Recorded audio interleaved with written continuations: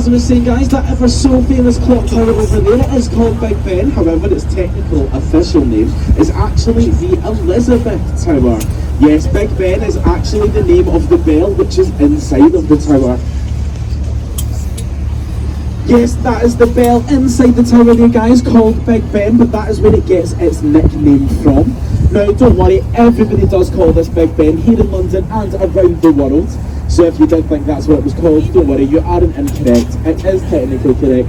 Even the Londoners do call this Big Ben, so if you were to ask a Londoner where the Elizabeth Tower was, they'd probably look at you very confused, guys, so you are correct, do not worry. Now we've got another silly rule on board here, guys. When we pass underneath the bridge, I want you guys to make some noise and wave up to the bridge. Go on, give it a go. Hello up there on the bridge. Well done, guys. Now this is the only time in London that you can wave to a stranger and get a wave back, guys. I promise you. If you try this later on the tube, it will not work as well. So do make sure to continue waving to those bridges as we pass down the river, guys. Now, on the right hand side, I guess it's an observation wheel, not a Ferris wheel. Yes, my managers don't want to use the F word at work, guys. It's an observation wheel because the pods are on the outside, and there are actually 32 different pods around the London Eye there, one to represent every borough here in London. Now, the Eye was actually designed as part of a competition here in London in the 1990s. They were looking to put up a new landmark here to help celebrate the millennium year of 2000. And you guessed it, guys, the London Eye came in second place. Yes, it didn't even win the competition after all, believe it or not, guys. The landmark which did win the competition is further down the picture. Yes, it was only supposed to stand here on the River Thames for 5 years. But as we can see, guys, we're now 24 years later, and that London Eye is still standing up there. Now, if you do look ahead, guys, we will be passing underneath the Hungerford Railway Bridge and the two Golden Jubilee footbridges up ahead. Now, the Hungerford Railway Bridge, it does actually connect over into Charing Cross Station on the left-hand side there. Now, this is actually the geographical centre of London, so if you ever do see a distance to London, it's to this exact point here, guys, believe it or not. And those two bridges on either side, well, their design there is to match the London Eye, so that's why it might look so familiar. It was opened in the year 2002 to mark the Queen's Golden Jubilee at the time. Give them a wave, guys. Hello up there on the bridge. Now, we are quite lucky here because we've got a 2-for-1 situation. We've got another bridge on the other side, so do give it a go, guys. Here we go. Hello up there on the bridge. Well done, guys.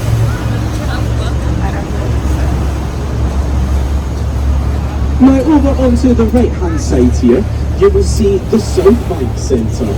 Now, this has its origins in the Festival of Britain of 1951. Then expanded over into the Queen Elizabeth Hall, the Purcell Room, the Hayward Gallery, and underneath all of that, they even have Britain's first skate park. Yes, it's called the Undercroft, and it was built in the 1970s. And it is believed to be the home of British skateboarding today, guys.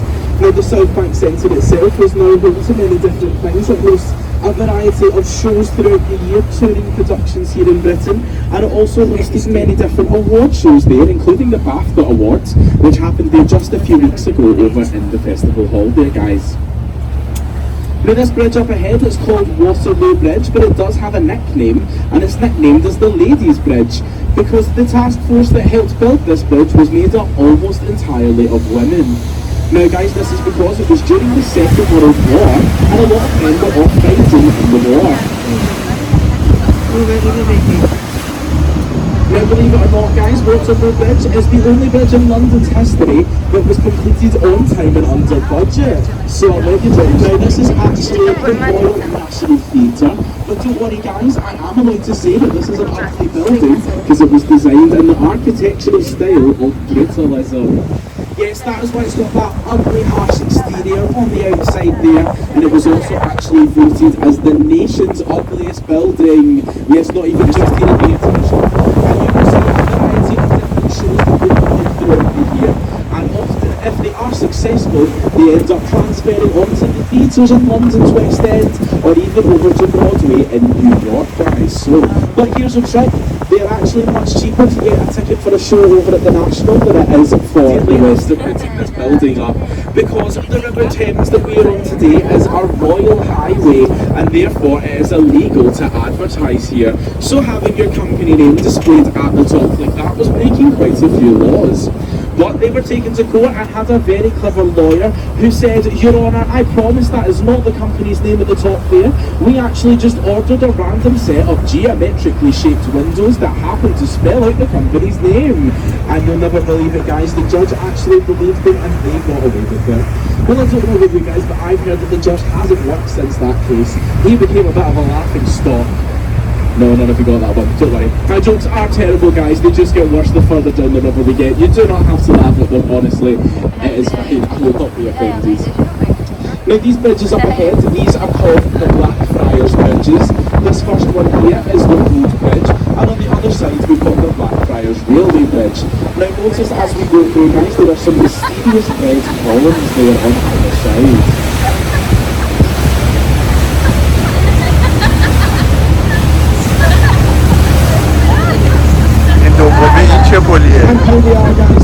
Così io podam sucederă zadea.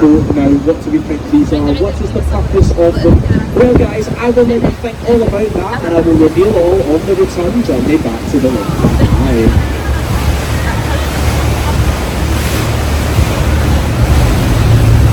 This is actually one of the world's largest domed cathedrals, and this is the 5th version of St Paul's to exist here in London.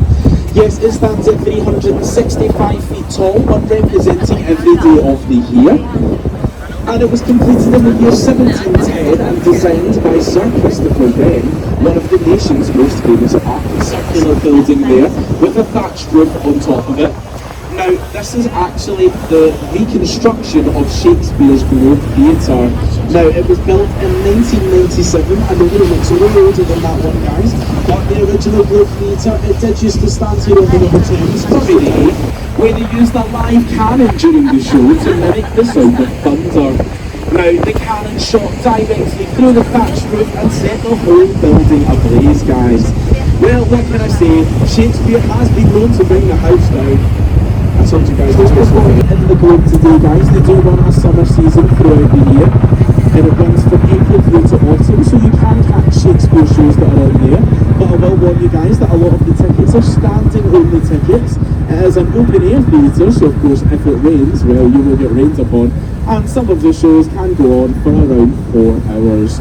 Now guys, all that aside, it is well worth it. I would highly recommend seeing a Shakespeare show whilst you're here. It is a once in a lifetime opportunity, of course.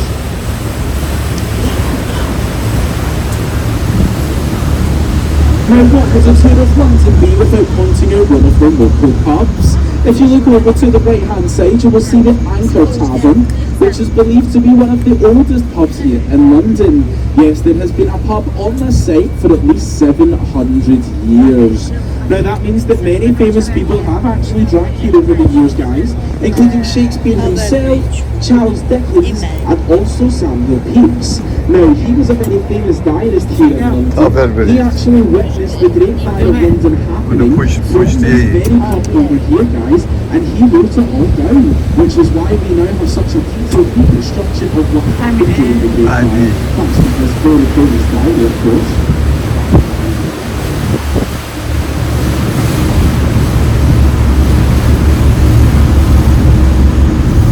Speaking of the Great Fire of London, coming up on the left-hand side, just emerging from the buildings over there, you will see a stone column with a golden orb at the top of it. Now, this is called the Monument to the Great Fire of London. It was also designed by Sir Christopher Wren, and it was opened in the year 1677 as an observation platform. This meant that Londoners could go to the top and see the city being rebuilt after the Great Fire. If you do manage to get up to the top, you get some excellent views of the city, and you also get a little certificate to say well done as well, guys, so it's well worth it.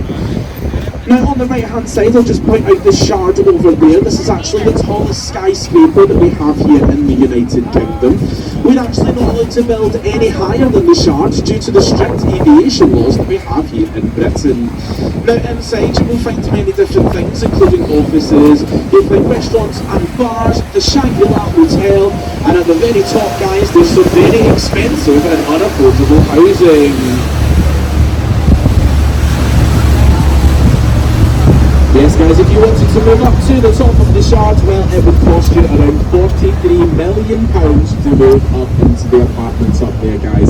All of that, and you can't even open up a window up there, and it would actually be your neighbour, as he apparently bought the penthouse apartment up there, guys, so maybe it is worth it after all. Now guys, it's almost time to see the amazing and the magnificent and the world famous London Bridge. Well, I have to tell you guys that I have actually fooled you there. I've played a little prank on you, because the real life London Bridge is actually the one that's directly behind you guys. Yes, that boring bridge that we just passed underneath there, that is this. Don't worry, everybody gets this one wrong, okay?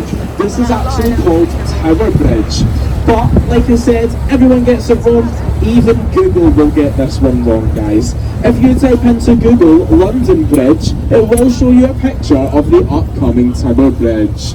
And of course the singer Fergie, well, she got it wrong as well in her own hit single called London Bridge. In the music video, she was seen dancing away on top of Tower Bridge. What is she like? Silly Fergie. It's not very Fergalicious of her. Now guys, I'm going to head towards the back of the boat so that you can get a good view of the Tower Bridge up ahead. But just remember to stay seated for me, guys, if you are going to take those pictures for your own safety and for the captain's view as well, guys. You'll get plenty of photo opportunities off the bridge. And we're also going to turn around after the bridge, where you will get to see the best view of the day with the bridge and the whole city behind it, guys.